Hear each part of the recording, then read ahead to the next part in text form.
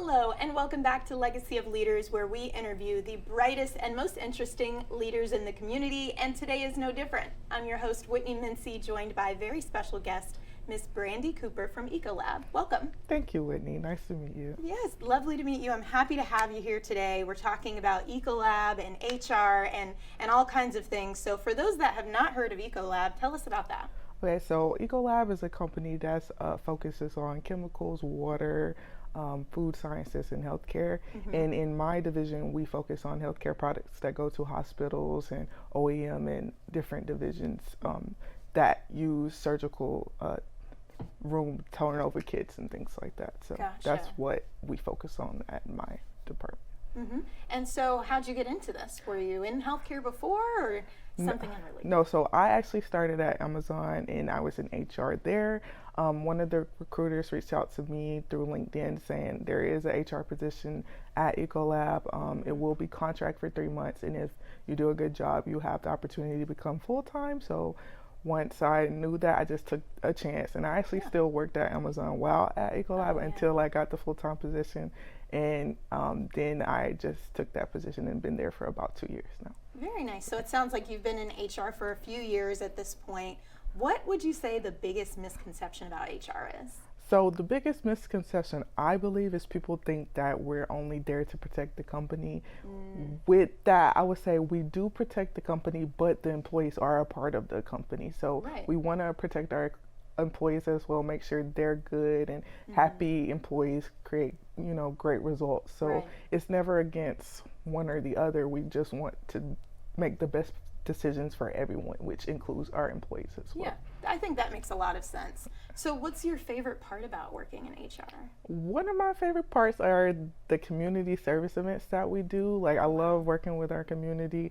Right now we're about to do a back to school bash. Last year we did it just giving people backpacks and having them come out, and we provided food, but we realized so many people stayed like longer than 30 minutes. Like, they were there like for an hour, 2 hours. So I'm like, let's make it a little bit fun for the kids. We're gonna have like jump houses, and then we'll have like snow cones and different things that they can enjoy while they're there getting their back to school products too. So I'm very excited about that. We're working with Family Promise. They're a big community leader, so we've worked with them a lot, and it'll be great.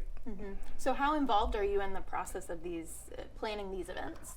So it's one of the things that I try to take leadership and ownership of. I do partner a lot with our associates. Like, we have a person that leads the community service aspect. Her name's Chantrell Miller. She does a great job, and she actually is our contact with Family Promise, and we come up with things together too. So it's great to see everybody so involved at our facility when it comes to community service. Like, we've done a really good job being involved and doing things, supporting each other as well. So well, I have to ask, because we're here on Legacy of Leaders and we're always talking about leadership. So I'm glad you're here today to talk about leadership from your perspective in HR. Okay. What makes a good leader? What do you find to be a red flag if you're looking for a leader? Tell us a little bit about that. So for me, I believe leaders who have integrity are your best leaders. Those who can do the right thing when no one is looking, when no one is watching. You'll always get great results from those people.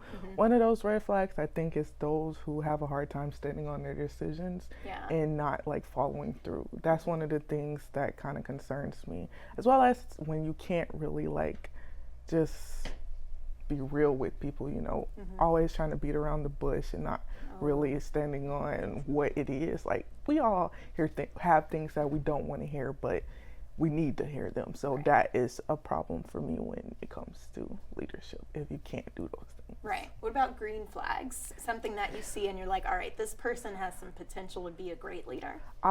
People who take charge, and also people that do what they say. Like, a lot of people can say you need to do this, you need to do that, but those who can actually perform those activities and actually take ownership and accountability and always look for answers on their own, I love those type of people. Like, those who are proactive instead of reactive. That's my favorite leader. Yeah, that's great. Well, thank you so much for being here and sharing your HR expertise, sharing about Ecolab. I was not familiar with the company before, and I'm so glad to hear about all of the things that the company is doing in the community And so I appreciate your time here today. Thank you so much for having me. I enjoyed this a lot. So Absolutely. It was great meeting you. Yeah, you as well. So if you want to learn more about Ecolab and Brandy, make sure you head over to dailynewsnetwork.com. All of her information will be listed there. And we will see you next time on Legacy of Leaders.